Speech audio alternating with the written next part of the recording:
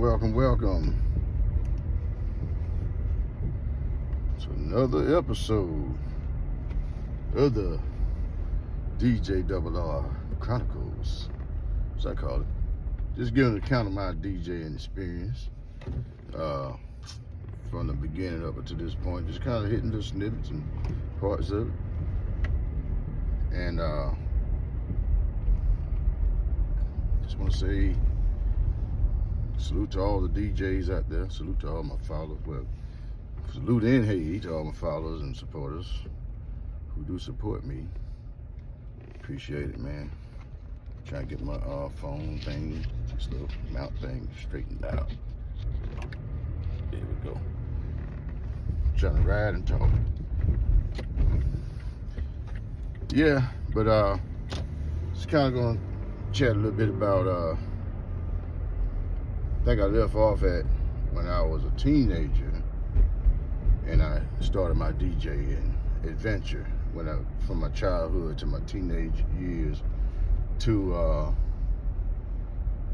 I got to that point. I think the Flamingo Terrace days, the Chickadee and the Flamingo Terrace, I kind of talked about the two venues or clubs that we hung out in, and I got a chance to DJ at during the time I was a young man. I did it through during high school, my high school years, and some when I went off to college, I used to come back and had to help out a little bit from time to time at the Chickadee and different places. I was kind of back and forth, playing music and stuff. So pretty much the owners, they liked what I was doing, and Mr. Fry at the Chickadee, and Mr. Bolden, and can't forget about Mr. Boo Boo Daly, was once owner of the Flamingo Terrace. I think when he owned it, I kind of was easing back from it. I know BLX, he used to have WBLX come all the time. Certain nights like DJ Gregory, KP, known as Greg Street now, Skip Cheatham, those guys, they used to come in and do the shows. It was fascinating because I come in from Alabama State, so on those holiday weekends and through the summer, go to the Flamingo Terrace. That was like the highlight because Gregory KP coming to town, him and Skip, and they used to rock the house, man. They had the house, they had it packed. They pretty much had a big following. They were the big time radio DJs. But they used to always come to the local town, bring that flavor to Atmore, Alabama. And we used to have so many folks come to this here little town and party with us, as they say. But some legends there, many more. Nicky D. Marks, who's currently here in this area. Also with DJ Fry, DJ Fry. He used to come, I think, I know he did a lot of gigs at Chickadee, but he used to bring a crowd with him. Back in those days now. Like the 80s and the early 90s, I say it was 93 BLX DJs used to come out and do parties and really pull crowds. Then you had, I can't forget about my other partners. You had Tony B, you had D-Rock. They used to pull crowds.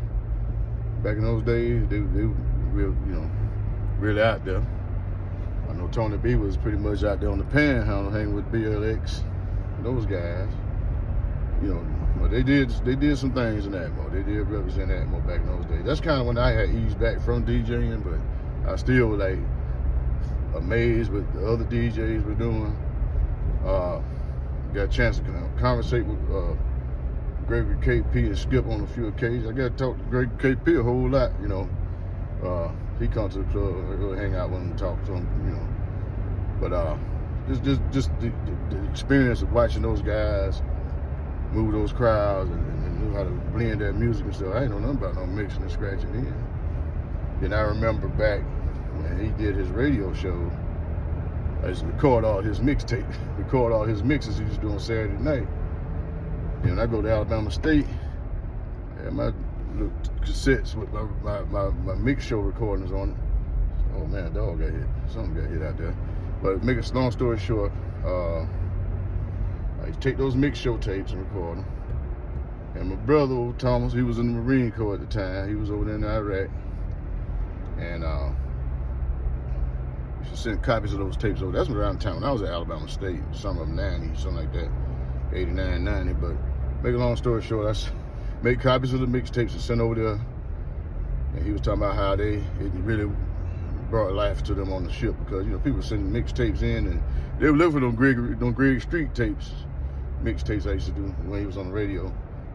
But they used to be looking forward to those coming in and getting shipped in. I used to ship them out to my brother. But just like stuff like that back in those days, it was just real cool. And like I said, I just always had a love for that music, especially back in those days. That was the best time for me for music, as far as what was out and what I really liked and liked to listen to.